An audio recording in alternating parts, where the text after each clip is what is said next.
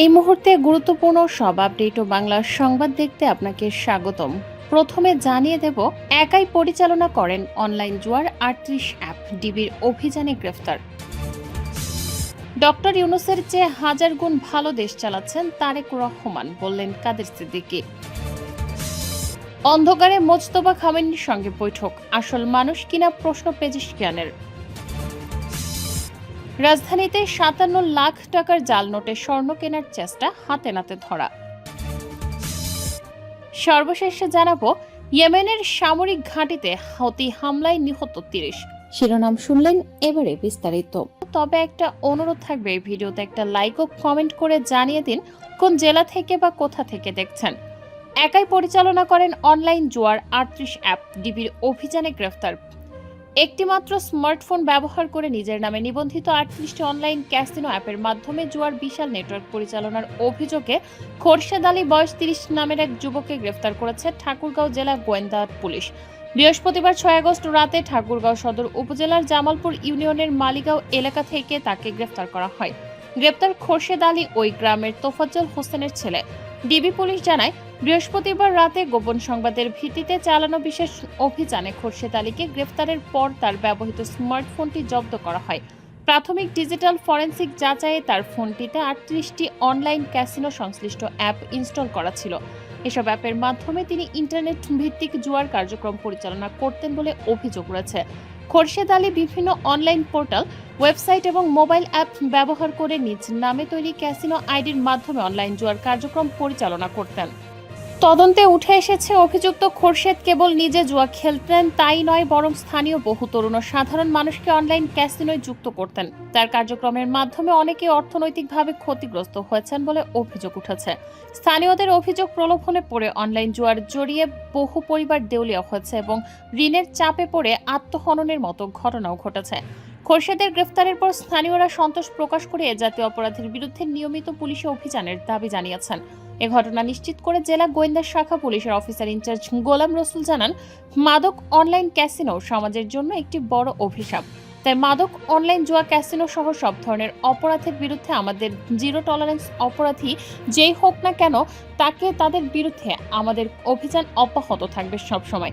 এই ঘটনায় আসামির বিরুদ্ধে ঠাকুরগাঁও সদর থানায় সাইবার সুরক্ষা আইনে একটি মামলা দায়ের করা হয়েছে এবং বিজ্ঞ আদালতের নির্দেশে জেল হাজতে পাঠানো হয়েছে। ডক্টর ইউনূসের চেয়ে হাজার গুণ ভালো দেশ চালাচ্ছেন তারেক রহমান, বললেন কাদের সিদ্দিকী। জাতীয় সংকটের পাশাপাশি আন্তর্জাতিক পরিস্থিতিও দেশের জন্য বড় চ্যালেঞ্জ বলে মন্তব্য করেছেন কৃষক শ্রমিক জনতা লীগের সভাপতি বঙ্গবীর কাদের সিদ্দিকী। তবে এই পরিস্থিতিতেও ডক্টর ইউনূসের চেয়ে হাজার গুণে ভালোভাবে দেশ পরিচালনা করছেন প্রধানমন্ত্রী তারেক রহমান বলে দাবি করেছেন তিনি। বৃহস্পতিবার ৬ আগস্ট কিশোরগঞ্জ শহরের শোলাকিয়া বার্গে জান্নাত কবরস্থানের দলের কিশোরগঞ্জ জেলার সভাপতি আমিনুল ইসলাম তারেকের কবর জিয়ারত করতে গিয়ে সাংবাদিকদের সঙ্গে আলাপকালে তিনি এ মন্তব্য করেন। কাদের সিদ্দিকী বলেন, দেশের অভ্যন্তরীণ নানা সংকট থাকলেও আন্তর্জাতিক পরিস্থিতি আরও জটিল। তবে এসব চ্যালেঞ্জের মধ্যেও তারেক রহমানের নেতৃত্ব দেশ পরিচালনা অধ্যাপক ইউনূসের তুলনায় অনেক ভালো হচ্ছে বলে তিনি মনে করেন। তবে দেশ এভাবেও চলা উচিত নয়, মানুষের নিরাপত্তা আরও নিশ্চিত করা এবং দ্রব্যমূল্য আরও কিছুটা কমানো প্রয়োজন বলে তিনি মনে করেন। বর্তমান সরকারের প্রতি নিজের অবস্থান তুলে ধরে তিনি বলেন, এই মুহূর্তে সরকারকে সরাসরি বিরোধিতা করার প্রয়োজন দেখছেন না, বরং পরিস্থিতি পর্যবেক্ষণ করেই এগোনো উচিত বলে তার মত। শেখ হাসিনার সাম্প্রতিক বিভিন্ন কর্মসূচির সমালোচনা করে কাদের সিদ্দিকী বলেন, এসব কর্মসূচির কারণে অনেক নেতাকর্মী অপ্রয়োজনীয়ভাবে ভোগান্তির শিকার হচ্ছেন। তার ভাষ্য, একটি ঘোষণার পর থেকেই বহু নিরীহ মানুষ গ্রেফতার হয়ে কারাগারে যাচ্ছেন, যা উদ্বেগজনক। সাংবাদিকদের সঙ্গে কথা বলার পর তিনি প্রয়াত নেতা আমিনুল ইসলাম তারেকের কবর জিয়ারত করেন এবং বিশেষ মোনাজাতে অংশ নেন। এ সময় কৃষক শ্রমিক জনতা লীগের জেলা ও বিভিন্ন উপজেলা পর্যায়ের নেতাকর্মীরাও উপস্থিত ছিলেন। অন্ধকারে মোজতবা খামেনির সঙ্গে বৈঠক, আসল মানুষ কিনা প্রশ্ন পেজেশকিয়ানের। ইরানের প্রেসিডেন্ট মাসুদ পেজেশকিয়ান তেহরানের একটি গোপন স্থানে অন্ধকার ও কালো গ্লাস ঘেরা গাড়ির ভেতরে দেশের সর্বোচ্চ নেতা মোজতবা খামেনির সঙ্গে সাক্ষাৎ করেছেন। তবে পরে তিনি যার সঙ্গে দেখা করেছেন তিনি আসলে সর্বোচ্চ নেতা ছিলেন কিনা তা নিয়ে প্রশ্ন তুলেছেন। প্রতিবেদনে জানানো হয়, বারবার অনুরোধ ও পদত্যাগের হুমকির পর গত মে মাসে পেজেশকিয়ানকে মাত্র কয়েক মিনিটের এই সংক্ষিপ্ত সাক্ষাতের সুযোগ দেওয়া হয়। তবে প্রথা ভেঙে সর্বোচ্চ নেতার বাসভবনের বদলে একটি কমার্শিয়াল গাড়ির ভেতরে অন্ধকার পরিবেশে তাদের বৈঠকটি অনুষ্ঠিত হয়। সেখানে প্রহরীরা করমর্দন পর্যন্ত করতে দেয়নি। সাক্ষাৎটি অপমানজনক মনে হয় পেজেশকিয়ান পরে দ্বিতীয়বার তার বাসভবনে বৈঠকের আর্জি জানালেও তা প্রত্যাখ্যান হয়। সাক্ষাৎ নিয়ে সংশয় থাকলেও পরবর্তীতে ব্যবসায়ী প্রতিনিধিদের কাছে পেজেশকিয়ান দাবি করেন তিনি 2.5 ঘন্টা ধরে এক আন্তরিক পরিবেশে মোস্তফার সঙ্গে আলোচনা করেছেন। তবে আন্তর্জাতিক সংবাদ সংস্থা এএফপির এক প্রতিবেদনে পেজেশকিয়ান স্বীকার করেছেন যে বর্তমানে সর্বোচ্চ নেতার সঙ্গে যোগাযোগ রক্ষা করা অত্যন্ত কঠিন হলেও তার উপস্থিতি সরকারের জন্য এক বড় শক্তিস্বরূপ। রাজধানীতে 57 লাখ টাকার জাল নোটের স্বর্ণ কেনার চেষ্টা হাতে নাতে ধরা। রাজধানীর বনানী সুপার মার্কেটের একটি জুয়েলার্সের দোকানে স্বর্ণালংকার কেনার নামে 57,05,000 টাকার জাল নোট দেওয়ার অভিযোগে মোহাম্মদ রুবেল আহমেদ ফকির বয়স 46 নামের এক ব্যক্তিকে গ্রেফতার করেছে পুলিশ। এ সময় তার সাথে থাকা অপর এক সহযোগী পালিয়ে যান। বৃহস্পতিবার 6 আগস্ট বিকেলে ঘটনা ঘটে বলে ঢাকা মহানগর পুলিশের মিডিয়া অ্যান্ড পাবলিক রিলেশনস বিভাগের অতিরিক্ত উপপুলিশ কমিশনার নিয়াজ মেহেদী বিষয়টি নিশ্চিত করেছেন। তিনি বলেন, বৃহস্পতিবার বিকেল 4টার দিকে বনানী সুপার মার্কেটের একটি জুয়েলার্সের দোকানে দুই ব্যক্তি ক্রেতা পরিচয়ে প্রবেশ করেন।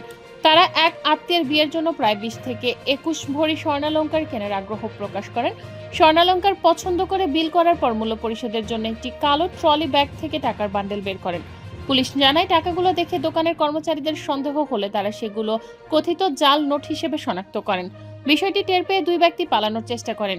এ সময় স্থানীয় লোকজন একজনকে আটক করলেও অপর ব্যক্তি পালিয়ে যান। খবর পেয়ে বনানী থানা পুলিশ ঘটনাস্থলে পৌঁছে আটক ব্যক্তিকে হেফাজতে নেয়। পরে তার কাছ থেকে 57,05,000 টাকার কথিত জাল নোট জব্দ করা হয়। পুলিশ জানিয়েছে, গ্রেফতার রুবেল আহমেদ ফকিরের বিরুদ্ধে দেশের বিভিন্ন থানায় মোট 8টি মামলা রয়েছে। তার বিরুদ্ধে আইনগত ব্যবস্থা নেওয়া হচ্ছে। একই সঙ্গে পলাতক সহযোগীকে গ্রেফতারে অভিযান অব্যাহত রয়েছে। ইয়েমেনের সামরিক ঘাঁটিতে হুতি হামলায় নিহত 30।